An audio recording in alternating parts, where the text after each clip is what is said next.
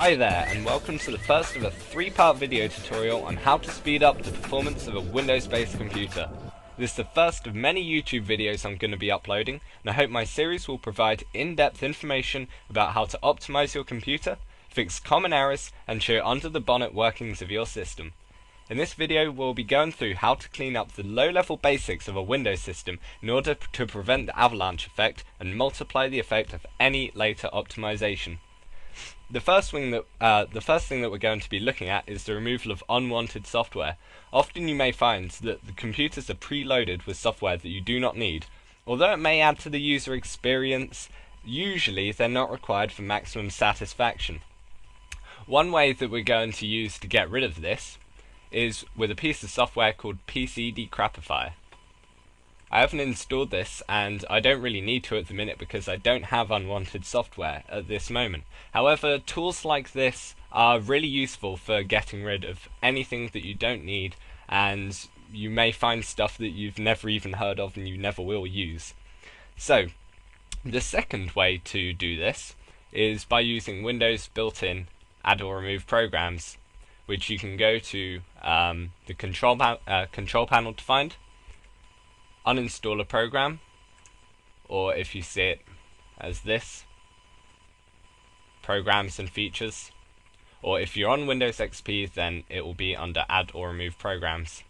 Now if I click here and open up my list, I can see every application that's installed and choose something and uninstall it just like that. Now just click that button and it does the rest. So that's one way to get rid of software to optimize your system. So myself, I'm not really good at deciding what I do and don't need, so I kind of have a general rule. If I'm a little bit hesitant about what I want on there, I just remove it. Honestly, if you can't think of a reason to start off with, then you probably don't need it. You can always get it later. So once we've done all that, now is the really clever bit. This is called optimizing the page file, setting one up. Now, it's set automatically in the Windows system, but it isn't usually set to maximize the use of the page file and potentially improve the speed of your system. So this is basically a section on your hard disk dedicated to holding excess data from the random access memory, your RAM. It works like a big bucket containing a small bucket to hold any water that overflows. And I'll give a more in-depth representation of this in the next video that I'm going to release. But now what we're going to do is get to the page file. So we're going to right-click on Computer, click Properties, and you'll either see this, or if we click Advanced System Settings, you'll see this on Windows XP. So if you just click Advanced System Settings, you get this window. Now make sure you're on the Advanced tab, and you want to click Settings under Performance. This is all the same on any Windows system. Then click the Advanced tab again, and here you'll see Virtual Memory. This is what we're going to be dealing with. What you also need to know is your RAM. So we need to go back into Properties, and we will see on here installed memory, 3 GB.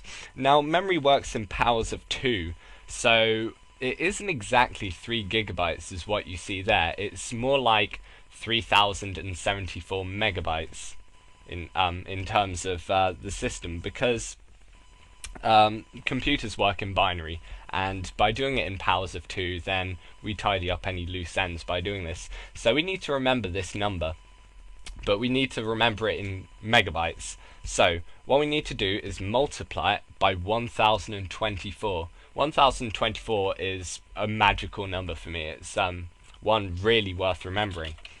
So you can do this in your calculator if you're not too keen on maths. So you do your amount in gigabytes multiplied by 1024, 3072.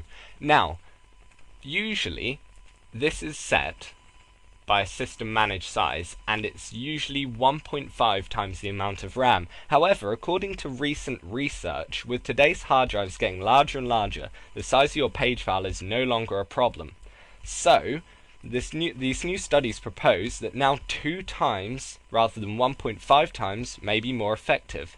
I generally work with this rule, and I myself have seen dramatic performance bonuses, especially if you have under 2 gigabytes of RAM. So this is what we're going to be doing. I've already set mine to 6144, and you can see if I multiply this number by 2, 6144 comes up. Also, if you had, for example, 4 gigabytes of RAM, 4096, multiply that by 2, you would need to enter 8192 into this box. Once you click that and entered in the initial size and maximum size, that means it stays the same and doesn't fragment. Then you click set. This isn't exactly a right or wrong thing, it's just I think this method is much more effective than the other methods out there, and I do this trick a lot on computers, and I find it works absolute wonders. It really does improve your speed, especially if you have low RAM.